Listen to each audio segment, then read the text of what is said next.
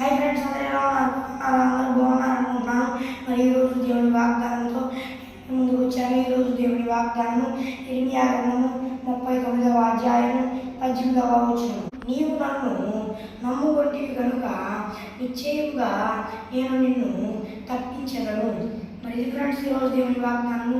మరి ఈరోజు దేవుని వాగ్దానం దేవుడు ఏం చేస్తున్నాడంటే, మరి ఆయన నమ్ముకున్న వాళ్ళని ఆయన ఎన్నడూ విడిచిపెట్టాడు అన్నమాట. ఆయన ఖచ్చితంగా నిశ్చయముగా ఆయన వాళ్ళు ఏదైనా శోధంలోకి వెళ్తే దాని నుండి తప్పిస్తాడనమాట.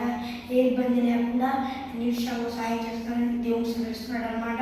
మరి ఫ్రెండ్స్ ఈరోజు దేవుని వాగ్దానం చిన్న ప్రార్థన చేసుకున్నాం. పరలోకంలో వేసే దేవా ఈరోజు దేవుని వాగ్దానం ద్వారా నువ్వు మాతో మాట్లాడావు. నేను బట్టి నీకు స్తోత్రం ప్రభువా. నాయన యేసయ్య, మరి నేను ఈ సమయాన మరి వేరే స్థలంలో ఉన్నాను నాయన.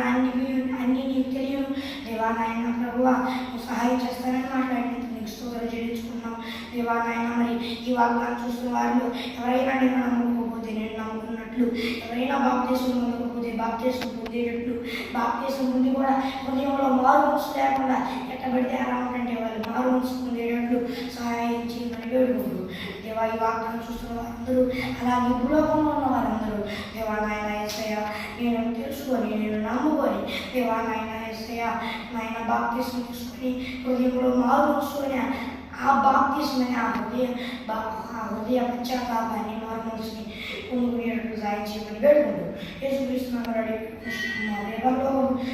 ధన్యవాదాలు. మరి ఇది ఫ్రెండ్స్ ఈరోజు దేవుని వాగ్దానం.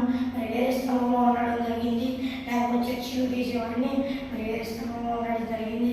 మరి పరిచయ కొందరు ప్రార్థించండి. స్క్రీన్ మీద కనిపిస్తున్న వాటికి సంప్రదించగలరు. మరి ఒక దేవుని వాగ్దానంతో కలిగిద్దాం. దేవుని కృపాశీస్సులు మనందరికీ తోడై నడిపించగలరు. Comment praise